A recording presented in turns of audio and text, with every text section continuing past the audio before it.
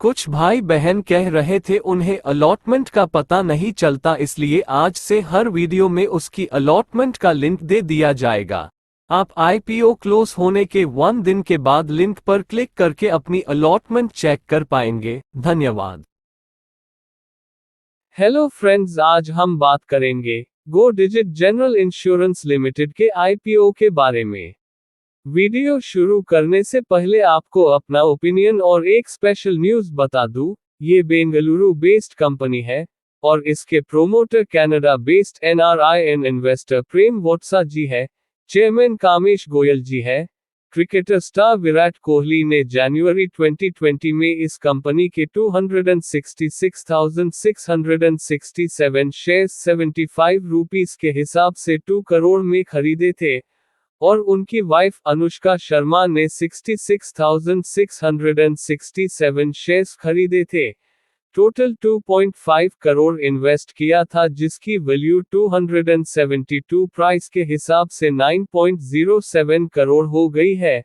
Company ने IPO का price normal रखा है, महंगा नहीं कह सकते, सस्ता भी नहीं है, नॉर्मल है। और जो सबसे बड़ी कमी मुझे लगी वो ये है कि कंपनी अभी पिछले साल ही प्रॉफिट में आई है, इसलिए आईपीओ तभी लगाए यदि आप लॉन्ग टर्म में रख सकते हैं। लिस्टिंग गेन तभी हो पाएगा यदि मार्केट तेज रही, वरना ज्यादा प्रॉफिट की उम्मीद नहीं है। चलिए डिटेल में कंपनी के बारे में जानते हैं। ये कंपनी 2016 में बनी थी।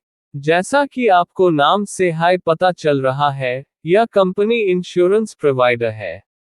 इसके प्रोडक्ट्स में motor insurance, health insurance, travel insurance, property insurance, marine insurance और लायबिलिटी इंश्योरेंस है।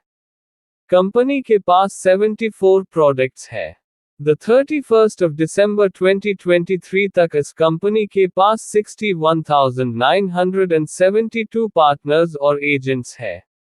कंपनी के डिस्ट्रीब्यूशन सेंटर्स 24 स्टेट्स में है और कंपनी इंडिया में 75 ऑफिसेज ऑपरेट्स करती है। दिसंबर 31, 2023 तक कंपनी के पास 3,333 एम्प्लॉइज काम कर रहे हैं।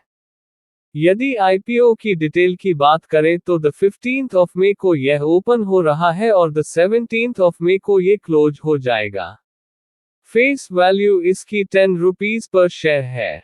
प्राइस 258 रुपीस से 272 रुपीस पर शेयर है। लॉट साइज इसका 55 शेयर्स का है।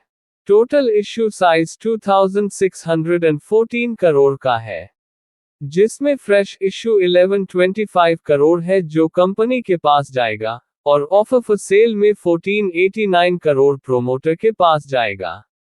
यदि हम रिटेल कोटा की बात करें तो इसमें 10% रिटेल का कोटा है। आइए एक नज़र इंपॉर्टेंट डेट्स पर डालते हैं। द 17th of May को आईपीओ क्लोज हो जाएगा और द 21st of May को अलॉटमेंट फाइनल हो जाएगी। द 22nd of May को रिफंड्स आ जाएंगे और द 23rd of May को लिस्टिंग हो जाएगी। यदि लॉट साइज की बात करें तो 55 शेयर्स के मल्टीपल में अप्लाई किया जा सकता है और 1 लॉट अप्लाई करने के लिए 14,960 रुपीस लगेंगे। मैक्सिमम 13 लॉट अप्लाई किए जा सकते हैं, जिसकी अमाउंट 1,94,480 रुपीस बनेगी। यदि हम बैलेंस शीट की बात करें तो मार्च 21 में असेट्स 1874 करोड़ थे, जो मार्च 23 में बढ़कर 3,346 करोड़ हो गए। मार्च 21 में 122 करोड़ का लॉस था, जो मार्च 23 में प्रॉफिट 35 करोड़ का हो गया। टोटल बोरोइंग्स मार्च 21 में कुछ नहीं थी, जो मार्च 23 में भी नहीं थी, मगर इस साल दिसंबर 23 तक 200 करोड़ हो गई है।